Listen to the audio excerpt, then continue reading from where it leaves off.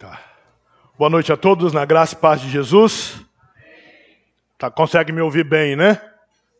Muito bem. Espero que você tenha passado um bom dia. Obrigado, meu irmão. Graças a Deus tivemos um dia muito abençoado, um dia proveitoso, de contatos, alguns estudos, aproveitando o meu tempo. Também pude, depois do almoço, subir no Mirante para conhecer a cidade. Eu moro muito perto do sul de Minas. E o sul de Minas Gerais, você não consegue 300 metros de distância sem um morro. Quando a terra parou na movimentação do dilúvio, aquele trecho da nossa porção aqui nas Américas foi juntando montanha, e tem muito morro. Então, quando a gente vem num lugar que dá para ver de longe o horizonte, a gente sempre gosta muito, acha muito bonito. Vocês estão acostumados com essa vista, mas poder ver longe sem uma montanha é sempre bom, porque a gente sempre tem uma vista muito limitada por causa da quantidade de montanha que temos na nossa região em São Paulo. São José dos Campos está no eixo Rio-São Paulo, e nós estamos a 70 quilômetros só do litoral norte do estado de São Paulo. Batuba, Ilhabela, essas praias ali, mas também estamos a 80 quilômetros do frio mesmo, Campos do Jordão. Então, dessa época do ano para frente, agora em Campos do Jordão já deve estar fazendo 12 graus, se foi uma semana normal em abril. Então, eu sei que você não está acostumado a entender o que é 12 graus. Para a gente lá já é frio. Ainda não é o inverno, mas já é bem frio. 12 graus, não dá para ficar de camiseta não. Muito bem, estamos todos prontos, tudo montado aqui. Nosso assunto agora, nós queremos conversar hoje à noite sobre duas pressuposições ao aconselhamento bíblico que são muito importantes.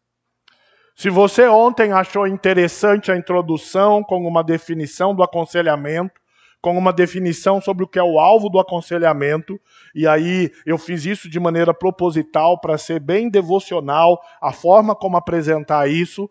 Os assuntos de hoje à noite, eles são um pouco mais técnicos, mas extremamente importantes, porque eles nos ajudam a definir em qual roda nós sentaremos. Se nós sentaremos na roda dos sábios, ou se nós sentaremos na roda dos escarnecedores ou dos ímpios, para entendermos o ser humano. Como nós fazemos isso e a partir de qual perspectiva nós fazemos isso? O meu propósito, e é um aviso importante para nós, não é fazer uma crítica a psicologias e metodologias seculares de aconselhamento. Mas o meu propósito é informar, resumidamente, algumas pressuposições e, por meio delas, refletirmos sobre a base comparativa de aconselhamento.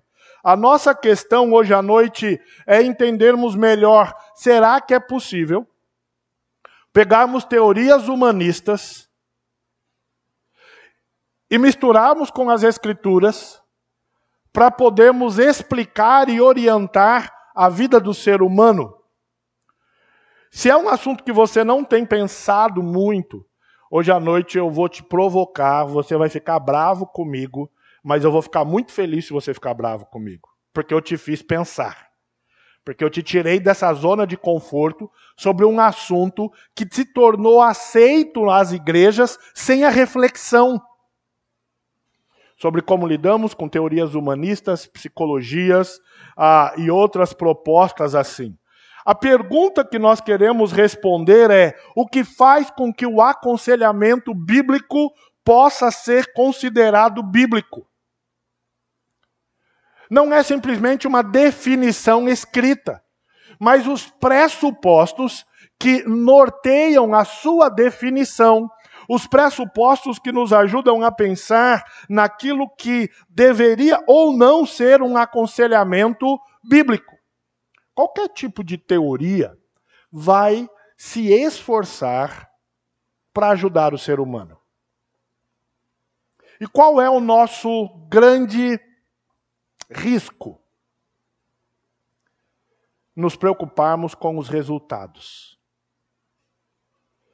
Se estiver dando certo da minha perspectiva, então eu vou tratar aquilo como verdade. Se estiver me ajudando da minha perspectiva, então eu vou considerar aquilo de Deus. E muitas vezes nós não paramos para refletir de que um relógio analógico quebrado 2 vezes por dia está certo. Mas ele continua quebrado e parado.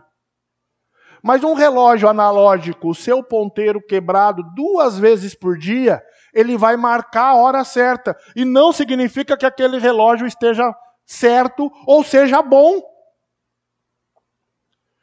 Sem perceber, a igreja brasileira, ela tem seguido o conceito de que se 2 horas por dia um relógio quebrado dá a hora certa, então já está suficiente. E eu quero te ajudar a pensar um pouco sobre isso. Mas para nós pensarmos um pouco sobre isso, nós precisamos avaliar as filosofias de aconselhamento. Mas não teríamos tempo para nos aprofundarmos nesse assunto, apresentar os teóricos, seus pensamentos, de onde vieram. Isso seria um assunto muito mais técnico para um momento que não é este aqui. Então, esse momento aqui serve para quê? Para levantarmos perguntas. E a primeira delas é: será o aconselhamento bíblico a única proposta para se tratar da alma humana? Será que além da Bíblia há uma outra verdade sobre as diretrizes da alma humana? Será que as propostas psicológicas podem caminhar junto com as propostas bíblicas? Você já pensou sobre essas questões? Você tem uma resposta a essas questões? Você já refletiu quais as implicações de respostas positivas a essas questões ou respostas negativas a essas questões? Será que aquilo que todo mundo oferece para ajudar o ser humano, nós deveríamos aceitar como vindo de Deus de maneira indiscriminada? Só porque ajuda? Algumas diretrizes que nós precisamos pensar e refletir para avaliar essas muitas teorias de aconselhamento. Como eu mencionei, eu não vou apresentar várias teorias, mas eu quero te ajudar a levantar as perguntas certas para buscar as respostas a elas. Se eu chego com cada uma dessas teorias e palestro em cima delas, você vai ouvir o que eu falei, talvez você nunca estudou elas, e você vai sair daqui do jeito que entrou. Mas o meu objetivo é te fazer ter, no mínimo, curiosidade sobre as respostas para essas perguntas. Para que em algum momento você não diga simplesmente: eu penso assim porque o fulano pensa assim. Não, eu penso assim porque eu tenho convicções claras a respeito do que seja ou não a verdade. Quando nós discutimos estas diretrizes, nós precisamos levantar qual é a epistemologia sobre um assunto. Epistemologia nada mais é do que a base de um conhecimento que estabelece a verdade sobre qualquer assunto. Como nós sabemos que aquilo que cremos é verdadeiro? Vou te dar um exemplo. Há alguns anos, num domingo de Páscoa, eu estava dando na escola bíblica uma aula sobre a ressurreição de Cristo e as evidências da ressurreição de Cristo. E tínhamos em nossa igreja uma visitante que ela tinha como doutrina não a ressurreição, mas a reencarnação. E ela ouviu toda a aula. Quando eu acabei a aula, ela veio à frente para conversar comigo e me disse assim: Olha, eu concordo. Ela se apresentou, disse quem era, disse de sua crença e disse assim, eu concordo com o que você falou. E eu me senti muito mal, porque eu falei, nossa, que aula ruim. Que aula ruim que eu dei. Falei assim, você não pode concordar com tudo o que eu falei. Porque o que eu falei é contrário às suas crenças. Ressurreição não é a mesma coisa que reencarnação. E aí ela virou para mim e disse assim, e por que você então acha que a ressurreição está certa e a reencarnação está errada? E a resposta ficou muito fácil com essa pergunta, porque ela levantou a bola para eu chutar. Eu disse para ela, eu creio na ressurreição porque a Bíblia afirma a ressurreição. E eu posso provar que a Bíblia é verdadeira. Então a minha epistemologia, a minha base de conhecimento que prova o que é a verdade, eu posso defender e provar. Aí eu disse para ela assim, de onde vem a sua crença sobre reencarnação? Aí ela citou quem eu já esperava que ela citasse. Os primeiros fundadores da seita que ela seguia. Aí ela citou eles, e eu já esperava por isso. Aí eu perguntei a ela, por que você acredita neles? Por que você acredita que o que eles disseram é a verdade? E ela ficou em silêncio. Eu disse, se você quiser, nós podemos sentar agora e eu provo para você que a Bíblia é a verdade. Eu posso te dar pelo menos agora, sem pensar muito, 10 evidências que provam que a Bíblia é a verdade. Você poderia me dar 2? Não, uma que prova que essas pessoas que você citou estão falando a verdade. E ela ficou muito brava comigo. Ficou irada. A nossa questão não é ter opinião, sobretudo na nossa geração de rede social. A maioria das pessoas não são especialistas acerca de nada, mas falam como se tivessem um PhD sobre tudo. Se você quer conversar e entender sobre o aconselhamento, como orientar um ser humano, você precisa discutir quais são as bases que estabelecem quem é o ser humano. Que estabelecem a verdade sobre a própria criação. Nós temos nesse sentido de uma busca de um conhecimento acerca do que é a verdade, um caminho para percorrer.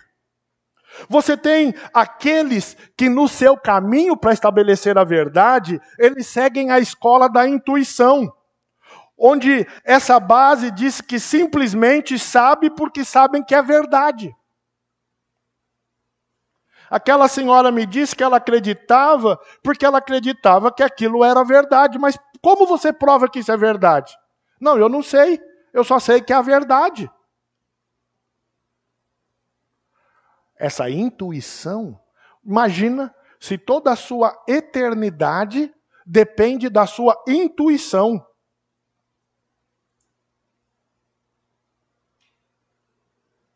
Você vai colocar toda a sua confiança em algo que você simplesmente diz, eu acredito porque eu acredito? Uma segunda escola para estabelecer epistemologia é a razão. Alguém pensou a respeito e chegou à conclusão de que tudo indica que é verdade. Uma terceira escola é o empirismo. Há pesquisas e comparações que estão me trazendo respostas e, portanto, eu decidi que isso é a verdade. Há uma outra escola que é a revelação. Está escrito o que é verdade. Deus revelou dessa maneira. Como o próprio Senhor Jesus Cristo vai dizer lá no Evangelho de João, e conhecereis a verdade, e ela vos libertará. Agora, diferente da fala de tantas pessoas isolando a revelação de Jesus numa frase, na teologia bíblica do apóstolo João, a verdade não é um conceito, mas a verdade é uma pessoa. O Senhor Jesus Cristo disse: eu sou o caminho, a verdade e a vida. Ninguém vai ao Pai senão por mim. Eu posso discutir a verdade por meio da revelação, porque eu posso discutir a revelação. Mas quando eu discuto a intuição, eu vou ficar só na opinião ou no gosto. O próprio empirismo. Não há todos os elementos.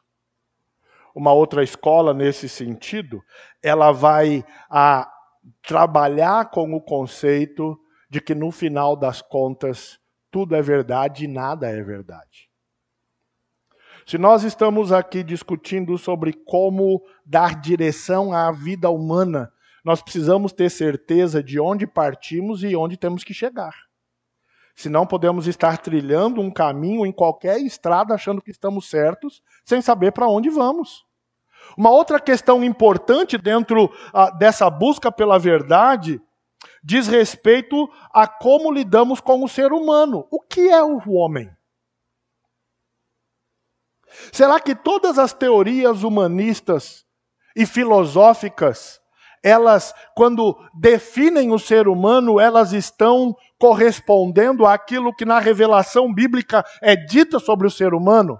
Se Deus permitir, amanhã à noite nós vamos conversar sobre o que é o homem. E aí eu vou voltar nesse tema. Qual a composição do homem? Lá no final da década de 60, a igreja americana e, por consequência, depois a igreja brasileira, entregou o cuidado da alma para aqueles que não acreditam que Deus criou o mundo e o ser humano. Dizendo, o médico cuida do corpo, o pastor cuida do espírito e um psiquiatra cuida da alma. Por causa de um conceito aristotélico a respeito da composição do ser humano. Que se você lê o Antigo Testamento, você não encontra o conceito de debate sobre a composição do ser humano em 2, 3 ou 4 partes. Esse conceito ele é levantado por Aristóteles e depois desenvolvido ao longo da história da igreja. Não veio das escrituras discutir composição do homem, veio da filosofia grega. Qual a origem do ser humano? Ele simplesmente veio do poder da fala de um Deus, que se diz criador de todas as coisas? Ou ele é fruto do acaso num processo evolutivo? Que em algum momento na sua história regressa, ele andou de 4 e foi um animal irracional. Qual a origem dele? De onde vem, então, quando nós discutimos sobre o ser humano, a própria fonte do mal? E esse é um outro assunto que eu gosto demais de debater. Eu, por muito tempo no seminário, lecionei uma disciplina de criacionismo. E dizia assim aos meus alunos: metade do semestre inteiro não precisa trazer a sua Bíblia para a aula. Porque as teorias humanistas, as teorias naturalistas, as teorias evolucionistas, cientificamente, são kamikaze. Se você analisar corretamente a ciência, nenhuma delas se sustenta. Estuda uma lei, segundo a lei da termodinâmica, por exemplo. Só um exemplo. Estuda as leis que definem como o planeta Terra elimina o gás hélio. E sobre o seu acúmulo na atmosfera. E depois vem dizer se é possível termos bilhões de anos. Aí você discute, eu estava lecionando sobre isso. Aí alguém discutiu numa universidade com seu professor de biologia sobre o assunto. E aí o professor de biologia bateu lá na igreja para conversar comigo porque achou interessante os argumentos do aluno na faculdade. Aí passei uma tarde conversando com esse professor de biologia, que nasceu num lar cristão, mas tinha abandonado a fé na adolescência. Aí eu disse para ele, depois de muita conversa acerca de questões naturais, falei assim, tá bom, vamos supor que as suas teorias tenham razão. Eu abandono a minha fé e todas as minhas teorias se você me explicar uma única coisa. O cara ficou animadão. De onde vem o mal? De onde vem o mal? Se não há moral, nem ética, nem justiça no conceito de um animal irracional, um leão vai matar uma zebra e não vai sentir culpa. De onde vem o mal? Nenhum teórico que nega a existência de Deus é capaz de responder essa pergunta. Sem a compreensão da existência de Deus, ninguém será capaz de responder essa questão. Se você vai aconselhar alguém, você precisa definir o ser humano. E na definição do ser humano, você precisa responder como se define a raiz do problema. Qual é o alvo do aconselhamento e qual o papel do conselheiro a partir da concepção de quem é o ser humano e por que ele vive como ele vive. E por que ele pratica o que ele pratica. Eu vou dar conselho a partir dos pressupostos que eu tenho a respeito de quem é o ser humano. Se eu acho que o ser humano é só uma obra do acaso num processo evolutivo, por que eu vou me preocupar em ajudá-lo a lidar com ética ou com moral? Quero apresentar para vocês um quadro comparativo que nós temos na lição 4 do Manual de Autoconfrontação. A lição 4 do Manual de Autoconfrontação fala sobre a diferença do caminho do homem e do caminho de Deus. E enquanto está apresentando a diferença entre o caminho do homem e o caminho de Deus, há um quadro comparativo sobre 3 escolas básicas de teorias humanistas que determinaram todos os teóricos recentes. Quando a gente conversa disso, muitas pessoas me dizem assim, mas hoje as bases de teoria humanistas, psicologias, psicanálises, não se baseiam tanto em Freud, em Skinner, em Carl Rogers. Aí eu pergunto para quem me fala isso. Todos os teóricos atuais são doutores que partiram do zero nas suas teses? Não. Todos eles constroem seus conceitos hoje a partir daquilo que esses teóricos, como Freud, como Skinner, como Rogers, fizeram. Eles partem de um ponto, eles não partem do zero. Então eu digo, tá bom, ele pode até mudar termos, ele pode até ampliar um conceito. Mas quem é o pai dele para as suas teses? Quem foi a sua referência bibliográfica para os seus trabalhos acadêmicos? Foram esses homens. Então, na primeira escola da psicanálise, nós temos ali o Freud. Na segunda escola do behaviorismo, nós temos o Rogers e depois no humanismo nós temos o Skinner. Behaviorismo é comportamental. Eu já vou explicar um pouco mais sobre isso. Eu quero comparar essas escolas com o conceito bíblico acerca do ser humano. Quem é o ser humano para o conceito de Freud na psicanálise? O ser humano é o homem dominado pelo princípio do prazer. O seu id, o ego e o superego são elementos na sua composição humana que definem como ele, então, vai aprender a ter prazer. Esse homem negou de pé junto até o último dia de sua vida a existência de Deus. E qualquer possibilidade da Bíblia estar certa. Mas ele passou a vida e ficou conhecido por oferecer respostas ao ser humano e seus conflitos. Quem é o ser humano para a linha de comportamento, para as teorias que estabelecem comportamento? O ser humano despreza os fatos da alma, mas o homem é um animal e reage a estímulos.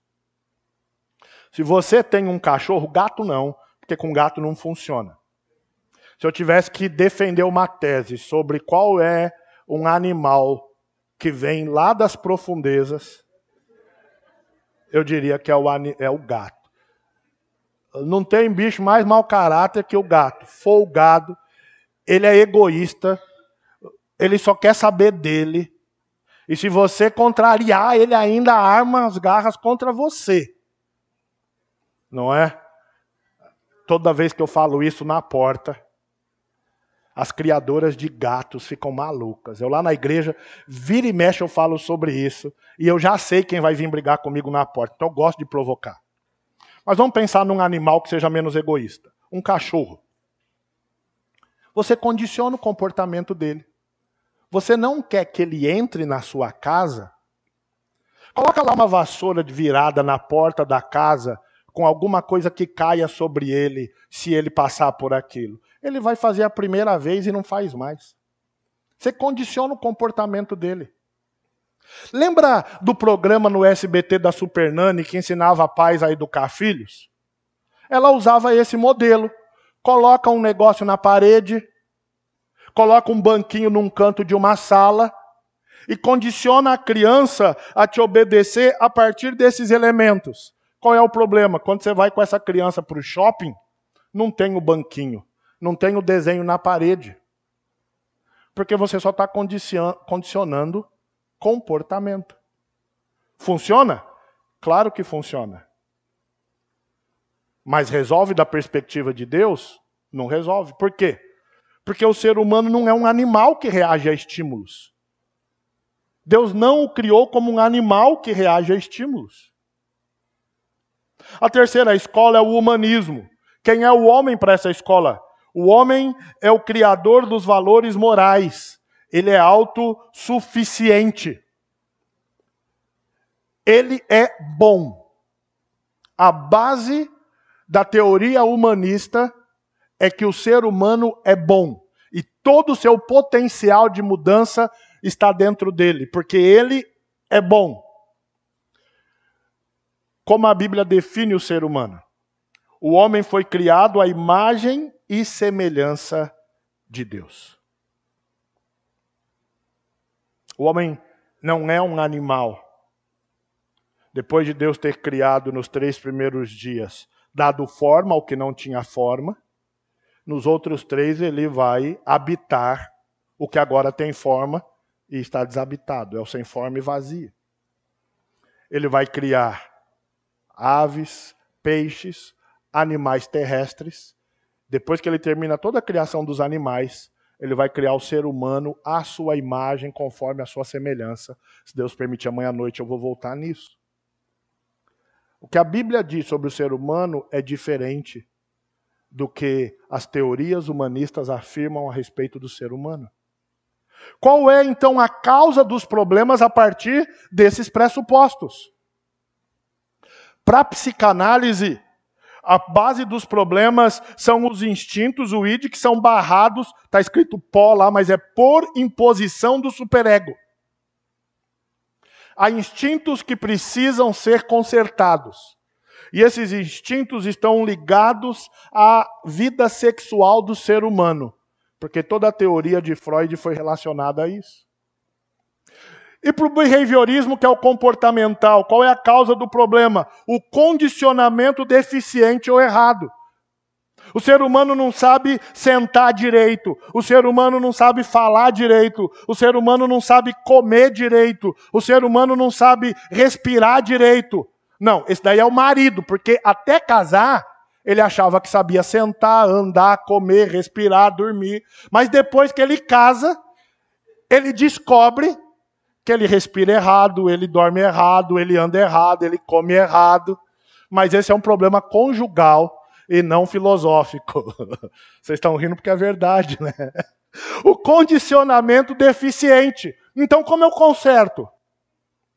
Conserto o condicionamento. Eu condiciono comportamento. É a história do filho pródigo. O irmão dele, o mais velho, era tão perdido quanto ele. Mas como ele tinha comportamentos que a sociedade gostava, ninguém se incomodou. A religião faz isso. Condiciona comportamento e diz, se você se comportar assim, então tudo bem. Terceira, já foi lá, eu fui apertando aqui. A causa dos problemas para o humanismo. Potencialidade impedida. Você não está desenvolvendo o seu potencial. Tudo que você ouve sobre coach é baseado nessa teoria. Você tem que desenvolver o seu potencial, porque se você desenvolver o seu potencial, você vai voar. Não sei para onde, mas vai. Qual é a causa dos problemas da perspectiva bíblica? O ser humano, criado à imagem de Deus, se rebelou contra Deus. Pecou. E agora não está mais refletindo a imagem de Deus, não está mais vivendo diante de Deus. Qual é a terapia ou cura para o ser humano, então? Na psicanálise, é reorientar o paciente para liberar seus instintos e libertar o paciente da culpa irreal. Ele precisa ser reorientado sobre instintos que trazem culpa. E eliminar isso. No comportamental, modificar o ambiente e recondicionar o paciente. Esse marido não está te fazendo feliz? Troca, arruma um que faça. Muda o comportamento, resolve o problema. Teu chefe te perturba? Troca de trabalho. Todo mundo que vem conversar comigo falando sobre os problemas, eu sempre digo isso. É uma opção sua e não é pecado trocar de trabalho. Você só tem que se lembrar que vivemos num mundo caído. Deus garantiu em Gênesis 3 que nós não trabalharíamos mais sem cardos e abrolhos. Que o trabalho seria um peso para o ser humano como consequência do pecado original. Qual é a terapia ou cura para o humanismo? Descobrir e remover os obstáculos à potencialidade. Você precisa abandonar essa incapacidade, você precisa desenvolvê-la. Você precisa andar com quem vai te levar para cima. Isso não significa andar com o sábio. Você precisa encontrar o potencial dentro de você e colocar para fora. A Bíblia diz que você já faz isso. Porque o potencial dentro de nós é o pecado e a gente sabe exteriorizá-lo sempre. O que a Bíblia diz sobre a cura? Confrontação com a palavra, mudança de coração. Eu preciso identificar aquilo que me separa do plano original de Deus e tratar da perspectiva de Deus. Qual é o papel, então, do terapeuta nesse sentido? Na escola de Freud, buscar no passado a razão dos traumas, reviver as experiências e criar todas aquelas teorias para te levar no passado, para lá você encontrar suas respostas. Qual é o papel do terapeuta no behaviorismo? É um cientista observador que mede e qualifica as reações. É o observador que faz pesquisas e mais pesquisas para encontrar e identificar os comportamentos que vão justificar o que você faz, porque você faz. Então, a sua responsabilidade é baseada no comportamento, em sintoma. Isso não é uma causa, mas mascara de fato e explica muita coisa. Você é assim porque você é italiano. Eu falo alto pra caramba. Depois de quase 28 anos casado, a Sheila ainda fica assim pra mim. Fala mais baixo. Fala mais baixo. Aí eu imediatamente começo falando mais baixo. Eu não sei quanto tempo dura. Até que ela, você já tá falando alto de novo. E a hora que junta todo mundo. Primeiro que a maior alegria do mundo é todo mundo falar ao mesmo tempo. E é uma loucura. Aí o que eu falo? Não, isso não é insensatez. Eu tenho sangue assim de italiano. Não, eu não sou irado. Isso não é pecado. É só meu DNA. Então, seu DNA é de um pecador. O cientista aqui, ele fica observando o comportamento e diz, tá vendo? Você faz assim, porque você é assim. E pronto. No humanismo, o papel do terapeuta é um repetidor de técnica não diretiva. Ele vai catalisar aquilo que ele acredita faltar no seu potencial, mas lembra, ele parte de uma base. Todo ser humano é bom. Qual é o papel do terapeuta, que nós chamamos de conselheiro nas Escrituras? O conselheiro usa a palavra de Deus e aplica seus conceitos para promover mudanças. Ele conforta e confronta.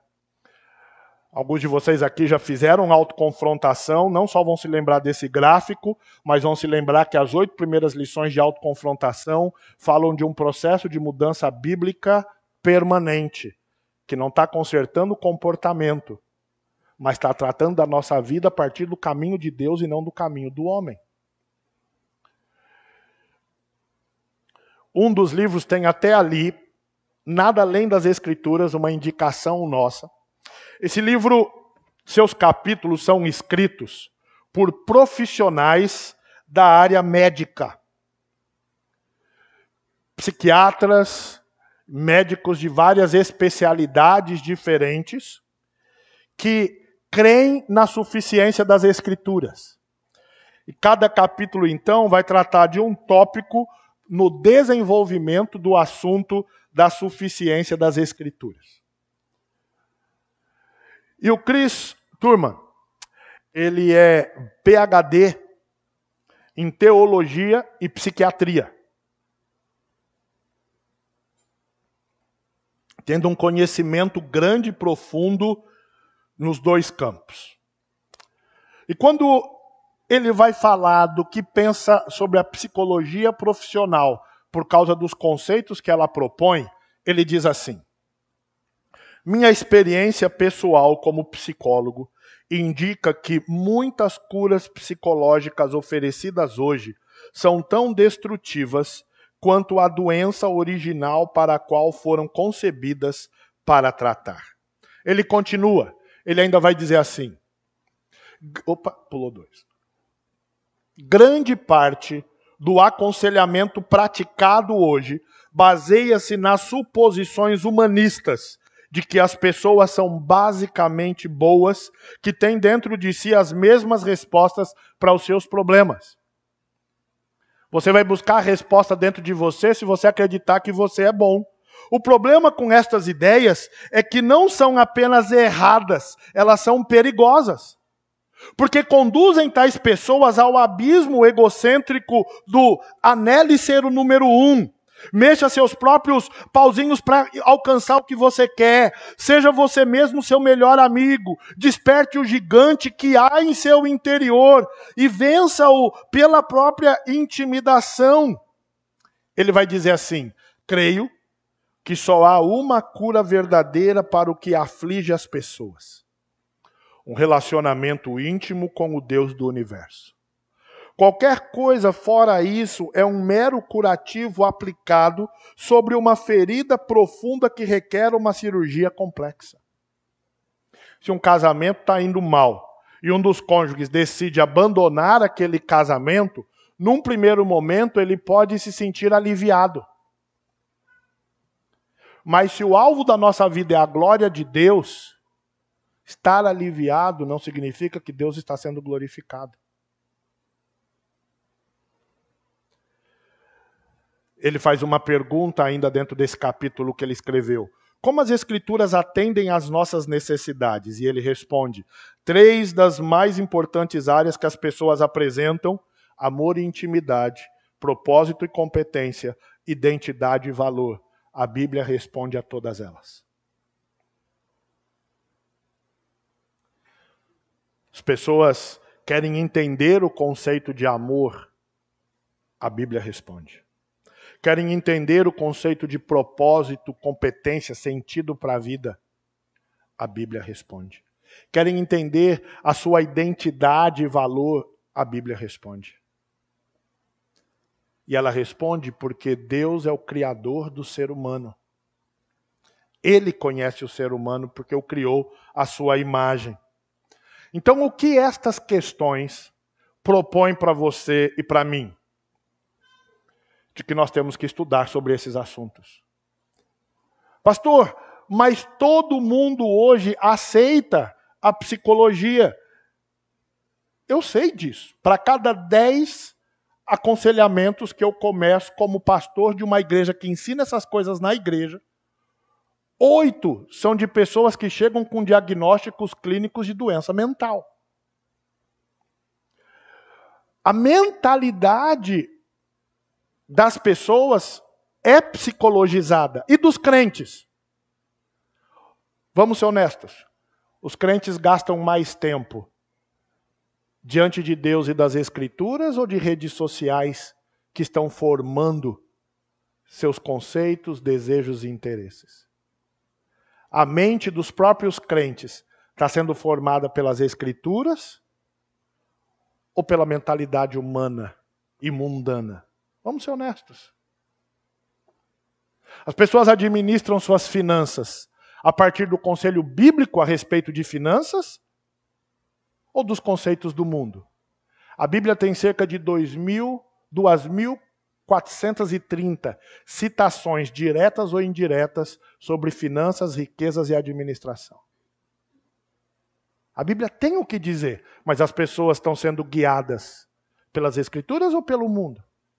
Os casamentos.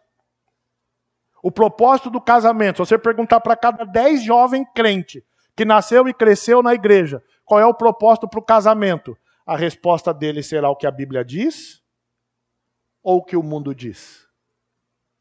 Então, o fato de ter se tornado popular a psicologização do pensamento social e humano não significa que está certo. O fato de ter pessoas estudando e discutindo isso não significa que elas estão certas só porque estão estudando ou estão falando.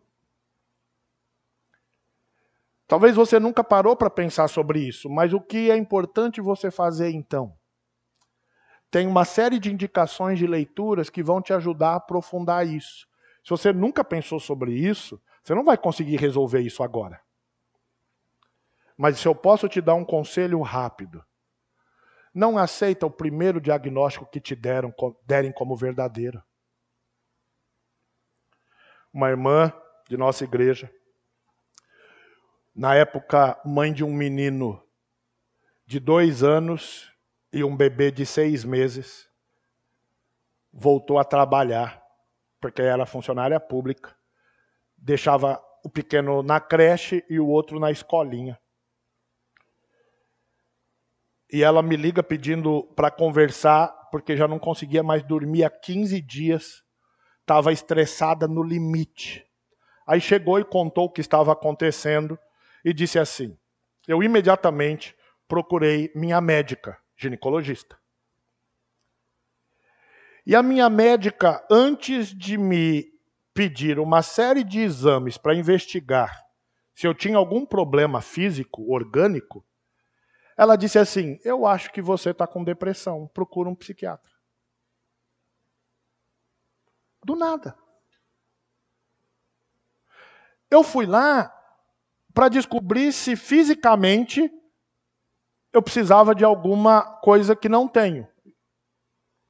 E ela me deu um diagnóstico, eu saí de lá bolada. Aí fui numa psicóloga. Cheguei lá, sentei e disse para a psicóloga me perguntou: o que você veio fazer, qual o seu problema? A minha ginecologista mandou eu vir aqui porque disse que eu estou com depressão. Já deu o diagnóstico, a psicóloga nem teve trabalho. Ela disse: tá bom, você tá. Aí ela chegou, sentou, contou tudo isso e falou assim para mim: eu não acho que eu estou com depressão. Voltei para o meu trabalho, entrei lá no escritório aquele dia e comecei a perguntar um por um: você acha que eu estou com depressão? Você acha que eu estou com depressão? E ninguém achou que eu estava com depressão. Mas ela me disse assim: eu não tenho ânimo para levantar da cama de manhã. Eu não tenho ânimo para fazer as coisas. Eu chego em casa e estou me sentindo culpada porque eu não dou atenção para os meus filhos. Aí ela me contou a rotina dela. Eu precisei pedir licença umas 3 semanas para descansar só de ouvir a rotina dela. Eu falei, eu confesso a você, eu não sou médico e você precisa procurar um médico sério para te pedir exames de verdade. Mas quem suporta essa rotina? Vamos investigar o que está acontecendo no seu coração, mas para mim, a sua rotina explicaria muito do seu quadro. Aí ela foi e procurou um médico. O médico pediu exames. Ela fez um hemograma completo. E aí o médico disse duas coisas para ela. Primeira, seu nível de vitamina D está muito baixo. Precisa repor. Isso faz muita diferença. E para as irmãs que têm uma variação hormonal muito grande, o efeito disso é muito pior do que nos homens. Muito pior. E o médico disse assim para ela: você precisa resolver sua vida, porque você não vai dar conta de fazer tudo o que você faz e criar duas crianças desse tamanho. Aí ela vem, o que Deus pensa disso, tá bom? Nós não vamos discutir sobre a ausência de vitamina D, porque eu não sou médico. Um médico está te acompanhando para isso. Mas vamos discutir as intenções do seu coração, os interesses que te levam a escolher a vida que você tem. Do porquê você faz o que faz. E como isso está refletindo ou não glórias ao nome de Deus. Deus tem as respostas. Deus não tem interesse em escondê-las. Nós precisamos descobrir. Então quero, antes de sairmos para o intervalo, fechar aqui resumidamente respondendo o que faz o aconselhamento bíblico ser bíblico. No livro Equipando Conselheiros para a Sua Igreja, nós temos 6 perguntas cruciais que um conselheiro precisa responder, que respondem se o seu aconselhamento é bíblico. A primeira delas, sobre a palavra de Deus. O que é a verdade? Onde encontro as respostas? Segunda delas, sobre a Trindade.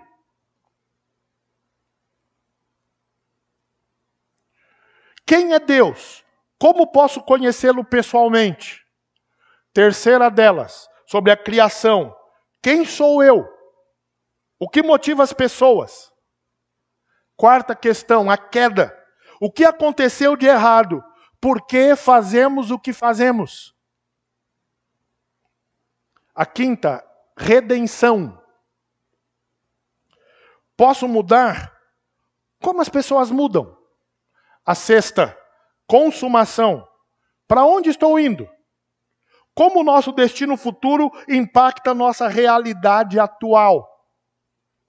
Como eu respondo a estas questões, vão me indicar se o conselho é bíblico ou não é bíblico. Se a Bíblia tem respostas a essas questões, quais são as respostas a essas questões? Então, se a gente resume isso, quero fazer você imaginar 2 estradas. A primeira estrada é a estrada do caminho do homem, nas teorias humanistas. Qual é o ponto de partida? Deus não existe. A Bíblia não é a verdade. E o alvo final é a felicidade. Tudo que você faz nesse trajeto é para encontrar a felicidade, negando a existência de Deus. Todas, absolutamente todas as teorias humanistas negam a existência de Deus. O homem tem que ser o próprio Deus e a felicidade é o seu alvo. A segunda estrada é o caminho de Deus. Qual é o ponto de partida? Deus existe. É o Criador de todas as coisas e criou o ser humano. Qual é o destino final? A glória do próprio Deus. O que eu faço no caminho é porque o meu alvo é glorificar a Deus. Então, quando eu preciso consertar um buraco na estrada que me atrapalha de prosseguir, eu estou consertando esse buraco porque eu tenho que prosseguir. Mas eu estou prosseguindo na direção de Deus. No caminho do homem, quando eu conserto esse buraco, é para prosseguir, mas eu conserto ele só por minha causa. Mas e se a minha causa estiver errada? Só que depois de Gênesis 3, a minha causa está errada. Romanos 1, versículo 18. A ira de Deus se revela do céu contra toda impiedade, porque o homem negou a Deus. E o que é a ira de Deus? Versículo 24, 26 e 28. Deus entregou tais homens, e o verso 28 vai dizer, Deus entregou tais homens a uma disposição mental reprovável para praticarem toda sorte de coisas inconvenientes. O homem se tornou escravo dos seus próprios desejos. Só que Paulo vai construindo isso para falar tanto de judeu como de gentil, e no capítulo 3, no verso 10, ele vai citando Isaías e Salmos, dizer assim, não há um justo, nenhum sequer. Não há quem busque a Deus, não há quem faça o bem. Todos se extraviaram. Todos pecaram. E por isso carecem da glória de Deus. Se eu estou andando no meu caminho, eu estou confiando num caminho que eu não posso afirmar que é a verdade. Mas se eu estou andando no caminho de Deus, eu posso afirmar o que é a verdade. Então, o pressuposto que a gente precisa ter em mente para o aconselhamento bíblico é que há uma verdade. Essa verdade precisa ser conhecida. Essa verdade pode ser conhecida. O pastor Joversi vai chegar para indicar alguns livros, mas eu vou projetar ali. Só vou pular a conclusão, porque eu falei sem mostrar o slide. Se você quiser entender mais a respeito desse assunto, tem muito texto bom. Eu indico para você esse primeiro livro, A Insanidade da Loucura, sobre tudo que estão discutindo sobre as teorias a respeito de psicologia, psiquiatria e essas questões, o que é e o que não é verdade. Descrições e prescrições. Os próprios termos confundem. O Hamlet nos ajuda a entender os termos. O delírio do desequilíbrio químico. Tudo hoje é uma doença mental. Você precisa definir isso. Depois eu indico mais alguns outros livros, pastor.